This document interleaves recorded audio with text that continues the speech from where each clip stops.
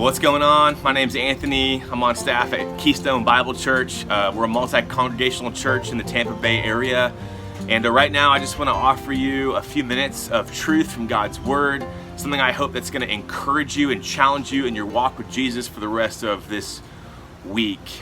There's a place in the Gospel of Matthew in chapters 5 through 7 where Jesus, he goes up on a mountain, much like Moses does in the Old Testament. And he even talks about the law that Moses received back in Exodus. And he says things like this. Hey, you've heard it said, don't commit adultery. But then Jesus says stuff like this. But I say to you that anyone who even looks at a woman with lust in his heart has already committed adultery with her in his heart. In another spot, he says, hey, you heard Moses say this, don't murder, but I say to you that if you even hate a brother or sister in your heart, you've already committed murder in your heart. And so Jesus, as the new and greater Moses, is actually clarifying for us what it means to be his followers, to be his people, to live under his rule and reign. But what I want you to focus on the most right now is something else he says in this sermon.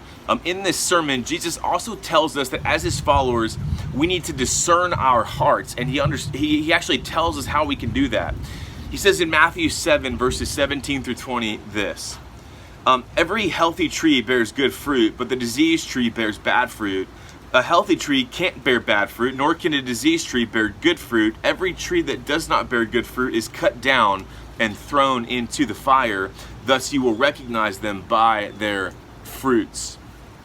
You know, a few months ago we had this crazy storm blow through our neighborhood, and I kid you not, it was one of the worst storms, and it was worse than any hurricane we'd ever experienced in Lutz during our time so far. Several of the trees were totally uprooted, fallen on houses.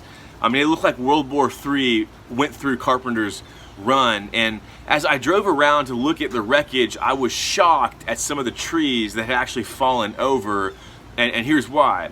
My family and I, we go on frequent walks in our neighborhood, and so we're super familiar with the trees in our neighborhood. And the reason we were so shocked is that some of the ones that had fallen over, when we would go on our walks, they looked so strong, they looked so firm, they looked so anchored. But as we walked around the wreckage and got up close to some of these trees and looked inside, what we saw was that they were actually totally and completely rotten. They were bad trees. And so here's the big thought. The storm did not cause the rot. The storm just revealed the rot. And so when God allows your life to be plagued by things that you would characterize as a storm in your marriage, at your job, in the church, however you respond is not God's fault. It's not your husband's fault. It's not your boss's fault. How you respond to the storms in your life is simply a reflection of the reality of what's already happening in your heart. The heart of the problem is always the problem of our hearts. And so listen, when we respond poorly to the storms in our life, far from being something bad, it's actually God's grace, because God is graciously giving us a window, a glimpse into the true condition of our hearts, into our roots, so that we can get to work, so that we can apply the gospel, so that we can put in our holy sweat in the sanctification process, and so that the roots of our faith can be firm and will not shake in the worst storms that are ahead of us. That is God's grace.